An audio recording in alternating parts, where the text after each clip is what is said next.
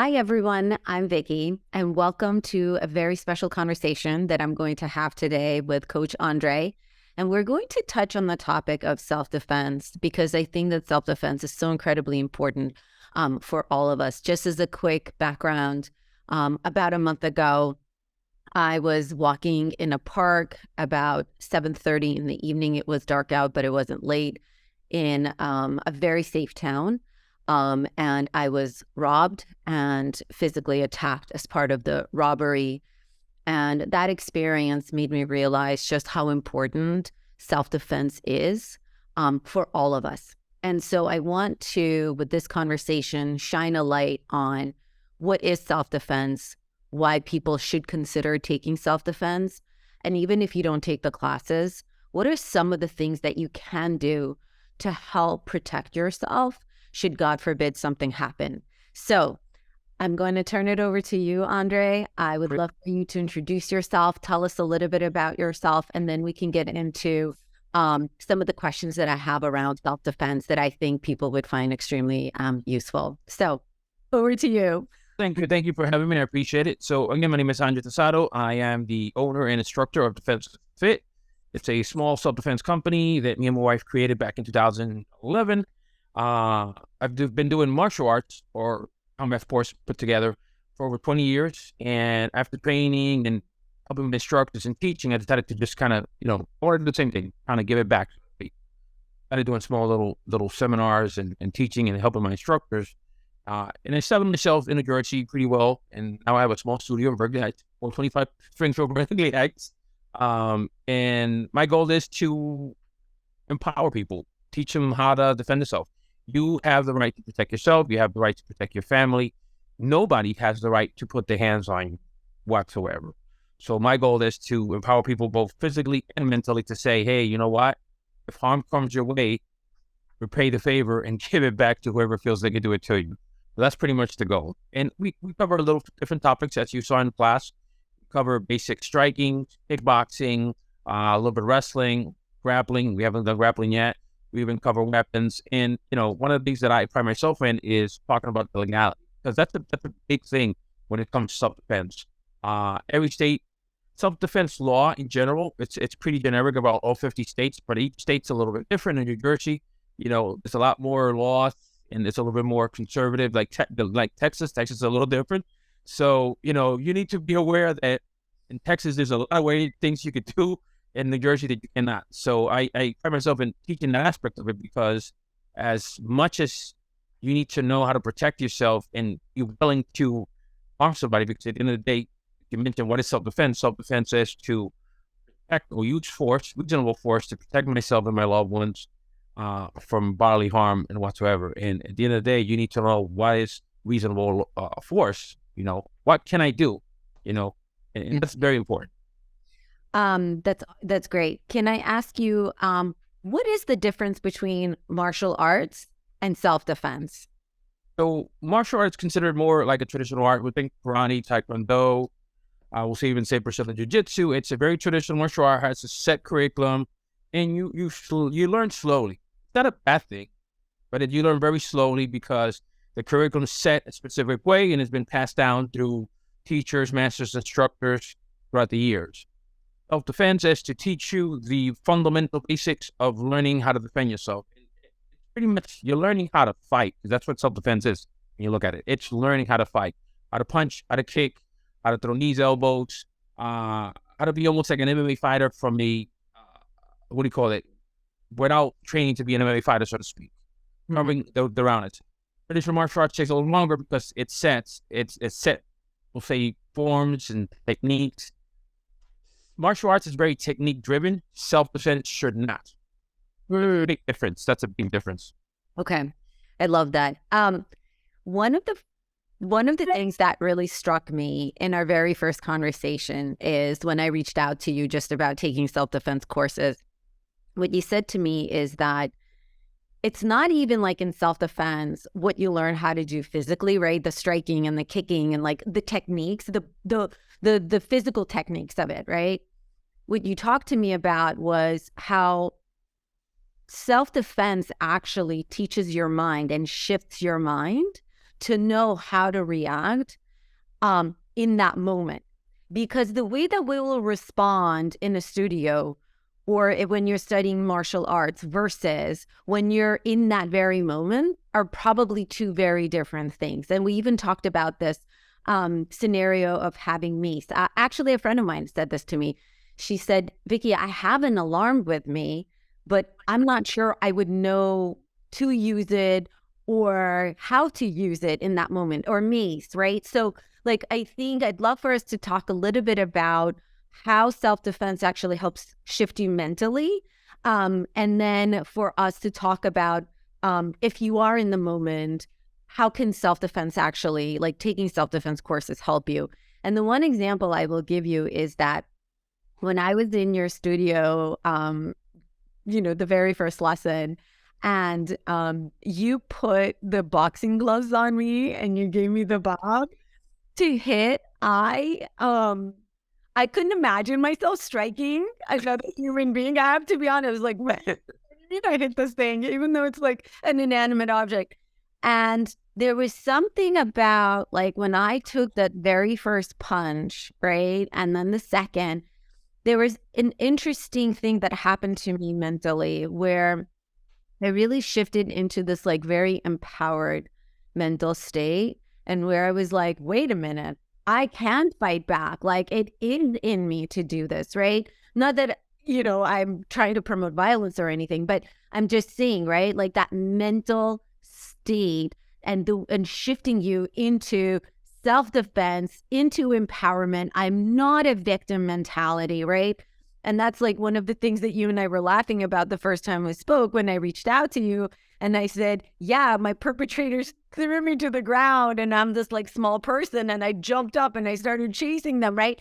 And thank God, like I wasn't in the victim mentality at that moment. But I think it's so common for so many of us to freeze in the moment and to kind of get into like that mode of self-pity and fear, right? Like fear really overtakes us, and to feel the empowerment and to feel like, no, I can do something in that moment, I think is incredibly powerful. So talk to me a little bit about like that mental state and how self-defense helps you get there. Self-defense, or wherever you go to teach, the goal should be, when it comes from the mental aspect, is going from prey to predator. So at that moment, that unfortunate incident that you had, whoever the people were, they were the predators and they saw you as a prey. The minute you somehow, again, like you say, you don't even know what happened. You decided it was not acceptable. You turned that around and you were like, I am not the prey. I'm the predator. They're going to be the prey. And at the end of the day, even though it was an unfortunate incident, but technically they were not caught. So just by just by you not accepting what was going on, even though you had no training, wherever you had, some sort of no skills whatsoever, you did not accept that. And self-defense, for those that can do what you did, which was literally go from prey to predator in that very second, self-defense helps them turn that killer instinct, what they call it, the killer instinct, on. And it comes from building skills, building confidence. You hitting Bob, feeling good, and the very moment, you realize like, yes, I can do this. I was able to chase the guys away without physical, but I realized now that I could have done that and fought back. So by doing that, it felt good. And I'm like, I guess I could do that. I could defend myself. I could hit somebody if somebody hits me. And, most people may not have developed what you just did in that split second. It may take months, maybe years, but to realize like, yes, I'm confident. I will defend myself. So training is empowering mentally, saying, I have the skills, I have the will, I have the power to defend myself, and I will. And then having the skills just backs up. A lot of the people, believe it or not, a lot of predators can fight themselves out of a paper bag, but they have that predator mentality. So they're thinking, okay, that person is a prey. Even if I could take. So even though they may not have skills, they have the predator mentality. So that's the reason they attack. And I always find that women are the best, what I call reverse predators. In other words, women are like a ninja. They get turned it on because, unfortunately, most women that get attacked are going to be attacked by a man. And they've made some sort of assumption that you weren't going to put up a fight. And now you turn it around like, whoa, what happened? This was she's supposed to fight back. She's not supposed to hit me. She's not supposed to chase me down the street. She's not supposed to do this. So that shock effect to the predator by You fighting back puts them in a defensive mode, and they're like, okay, this is not what I was expecting. And that's what everybody should be able to do.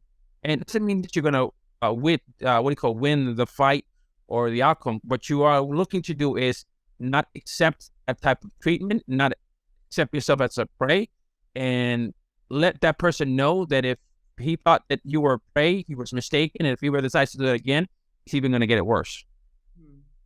Can I ask you, so another thing that was really enlightening is we talked about the circumstances under which everything happened, and you gave me some like really great tips on how not to come across as prey, right? And so there were, I'm going to call them, unaware mistakes that I made when I was out. So let's talk about the circumstances, right? It's 7:30, so it's not late, but it is dark, right? I am in the park. There are some people, not a ton of people. I'm walking with a bag, a small bag, across my shoulder, right? Crossbody bag. And I had my headphones in. Yeah, that's both, right? So I was listening to music, and I'm like really enjoying the lights and the fresh air, and I'm just kind of like walking to the music. So talk about what are some of the things I could have done or a person can do differently to help not come across as an easy target in a situation? Well, a couple of things. Obviously, what do you call restricting your sound, not being able to hear if anybody's walking behind you. That right off the bat, that's one of your senses that as a being awareness. So if you think about we have a smell, we have hearing, we got vision, we got touch, taste. When it comes to we'll say self-defense, your hearing and your vision are your primary ones. Because you're looking to see if you see something, you're looking to hear if you see something. Obviously, I'm assuming they came from behind.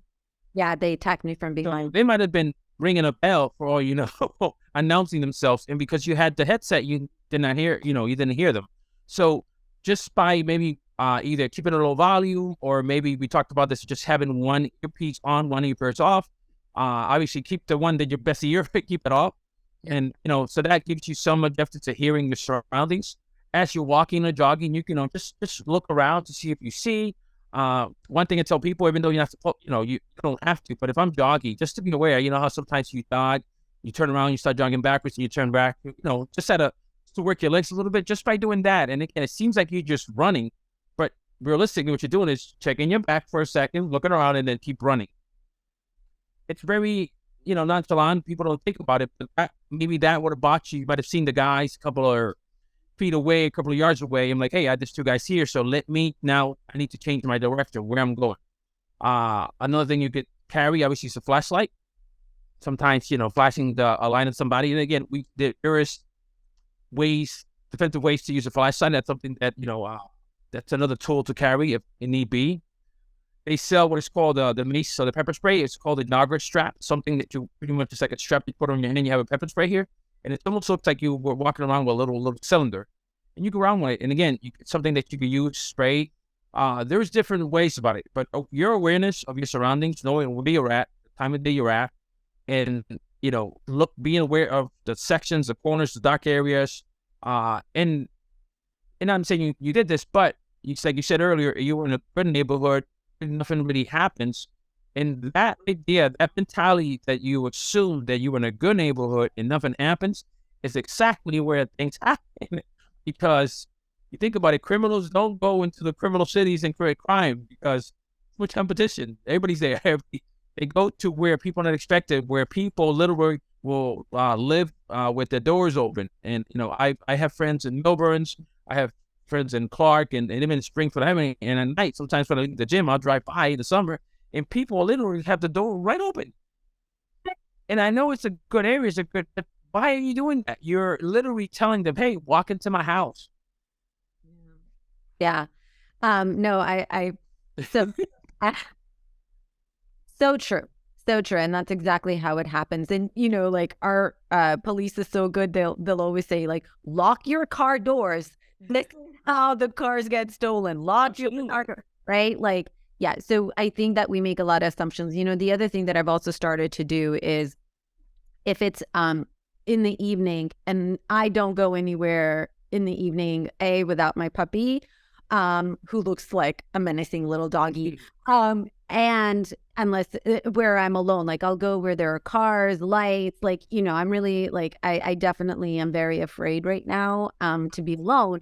But the thing that I've noticed myself doing is I now watch for shadows.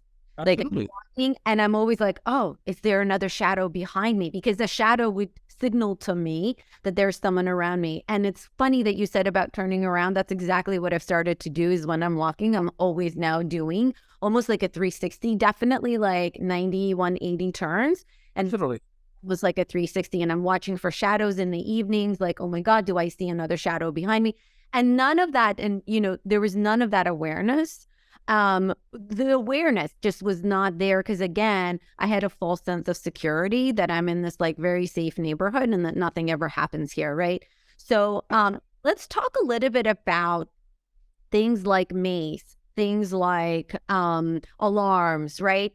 What are some tips that you can give us in terms of if, like, you talked about this little band that you can put on, like, where can we buy those things? But then more importantly, like, let's pretend I do buy mace. Okay, so now what? I have mace, I have an alarm.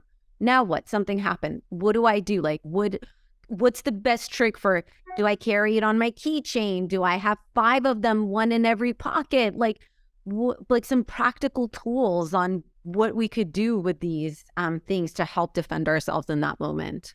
So you got to look at it. Whatever you decide to carry, mace, an alarm, you know, for we'll say generic in general, so like a firearm, a knife, anything, any sort of self-defense weapon or weapon for self-defense, so to speak.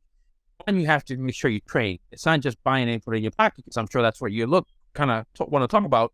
It's using it. Again, it's a temporary weapon for you to escape, because at the end of the day, self-defense is about defending yourself and escaping. You're not trying to pick a fight. It's not a match or a combat sport. It's defending yourself. But yeah, and you always want to get something that you carry on a daily basis, just like your keys. Your keys are something that you pick up and you put down. Having pepper spray there, having an alarm there. I'm not too much of a fan of the pepper spray in the keychain unless you were able to detach it, because you think about it. If you're in your car, God forbid, you're in your car and somebody happens to approach you, you're trying to get your pepper spray in the keychain, you're not going to be able to do it because the keys are in it, unless you have a separate.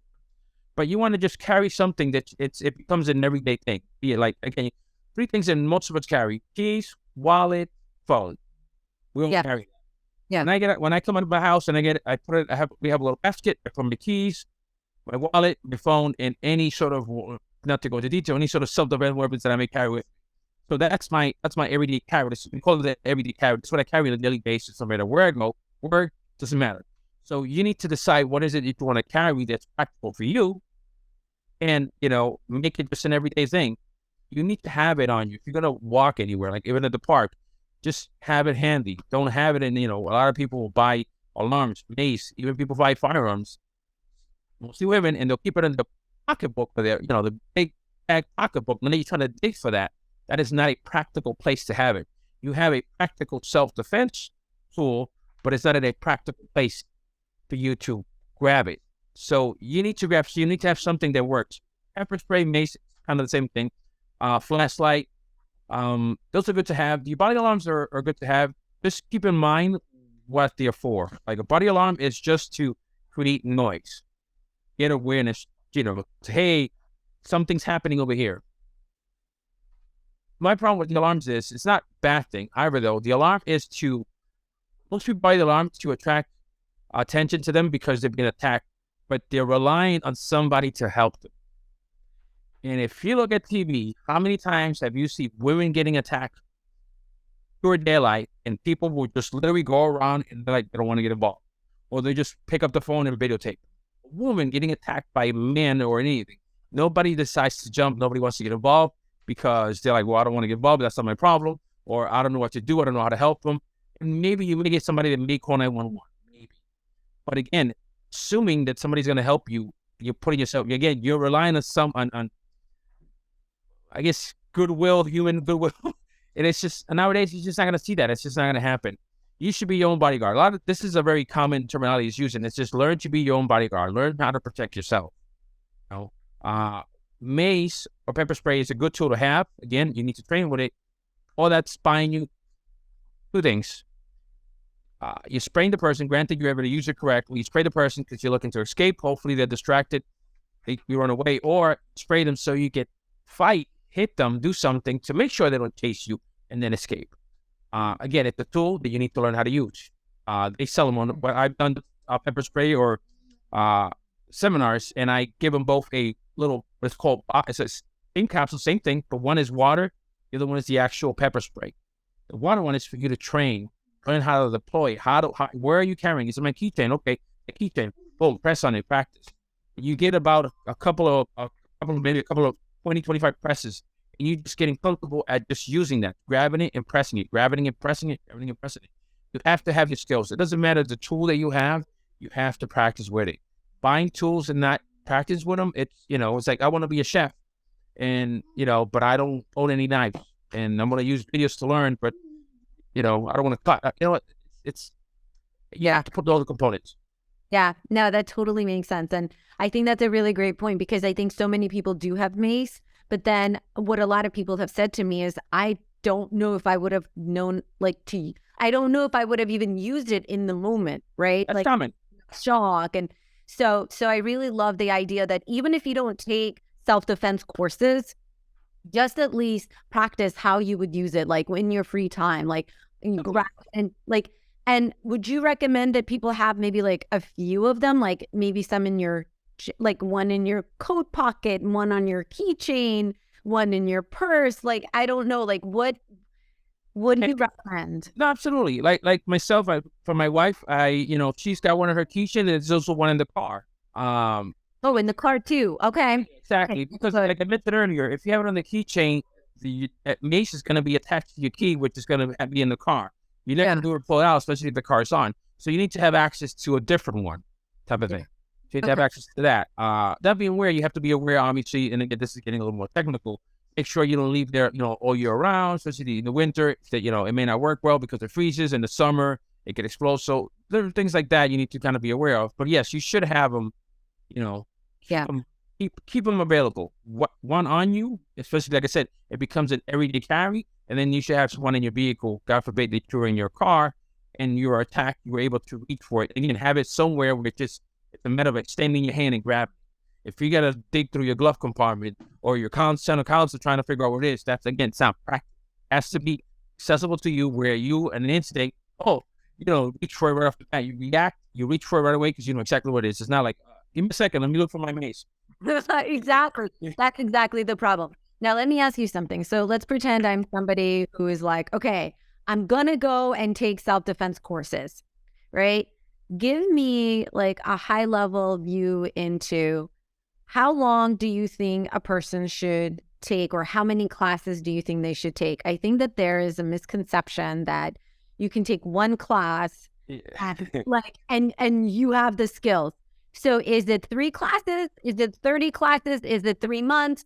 Like, at what point do you get to a place where you're physically and mentally in a place, and you don't have and I'm not talking about expert, but somebody who is kind of like me, right? Like in that situation and knows how to react and respond. So like, how much investment should you make into self-defense, right? Of your time. Because time is the hardest thing for us to find out, right?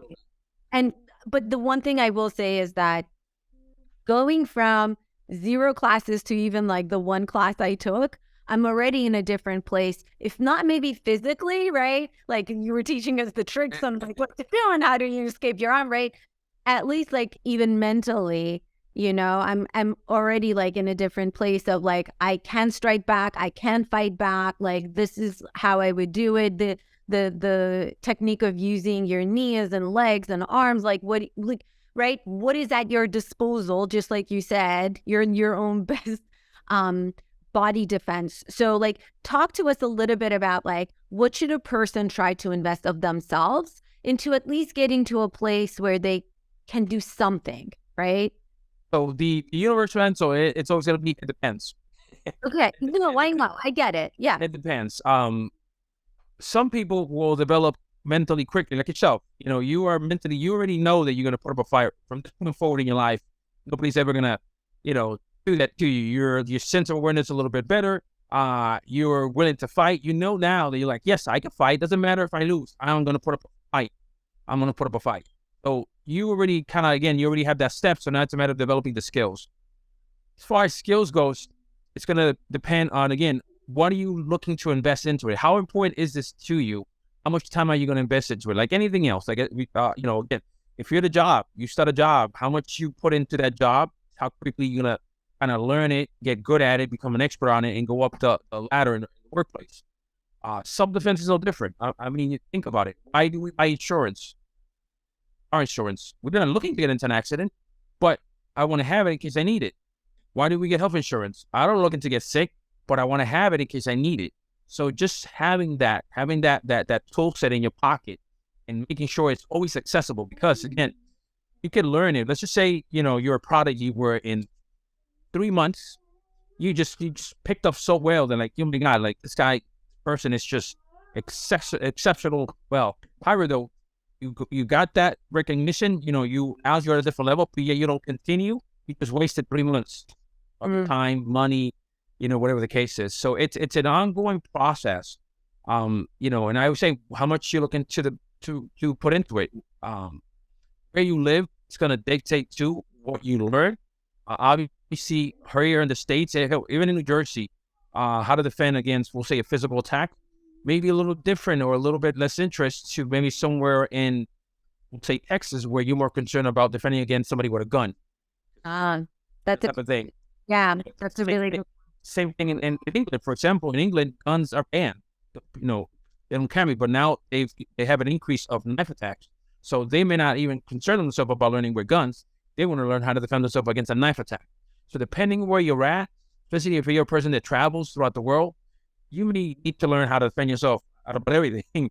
So again, it depends on what are your goals? What are you looking to get out of it?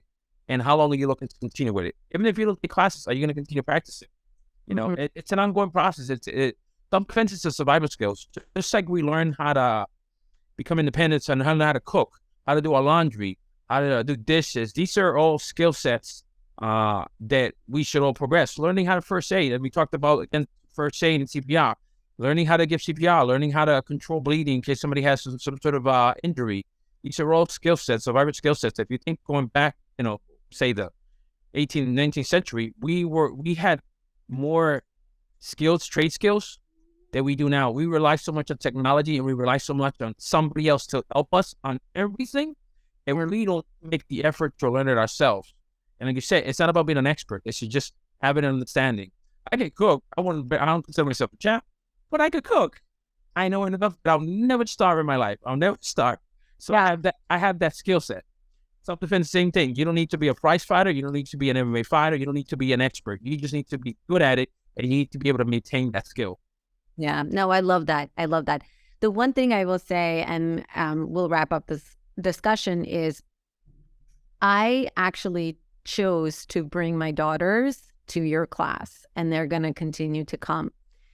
And there are two things that I want to point out. One is, it was amazing to watch my 10-year-old,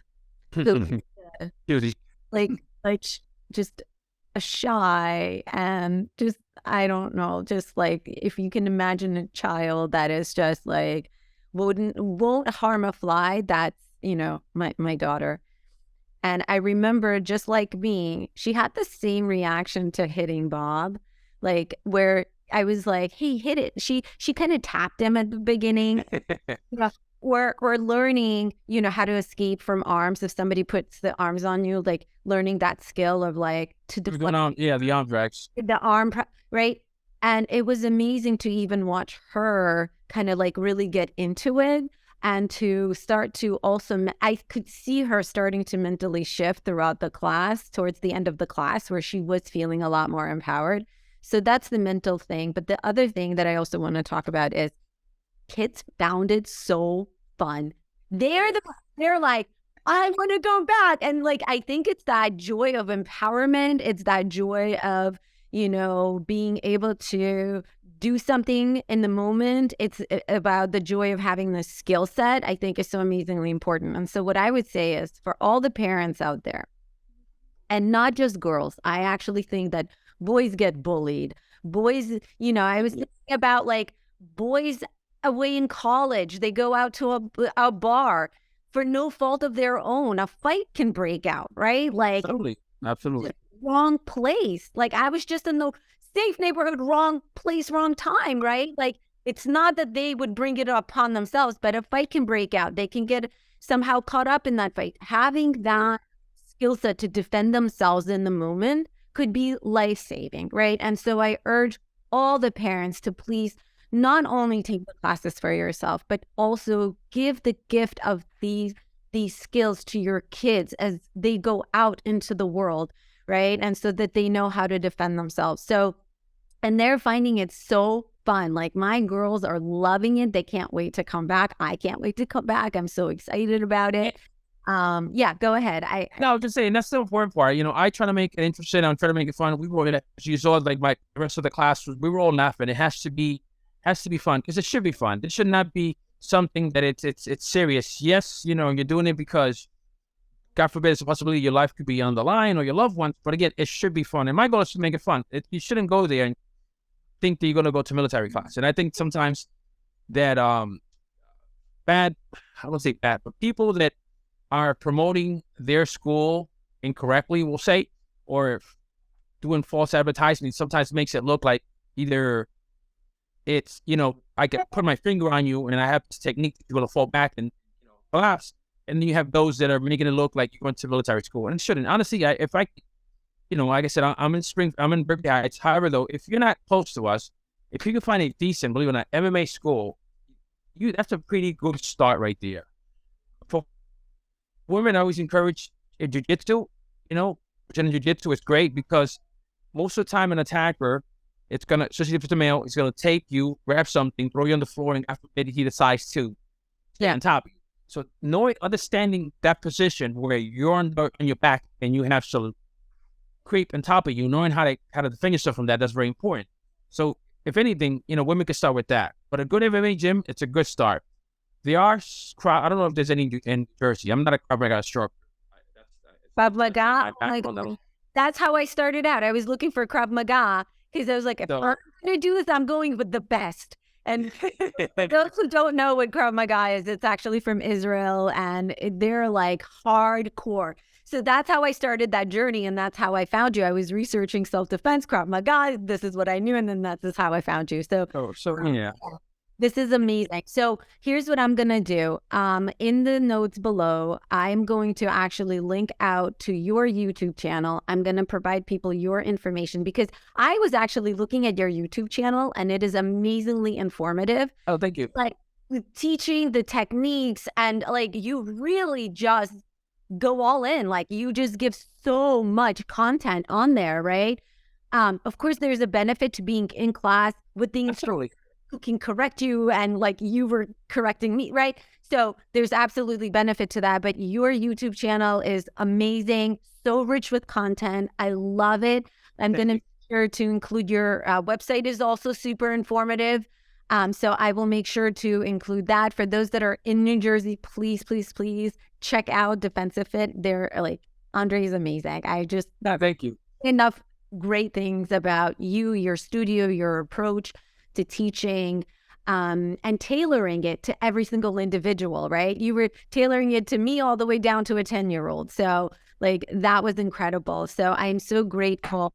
Any closing remarks before we go in terms of like your thoughts and final piece of advice? Like, here's the one thing I want you all to just walk away with.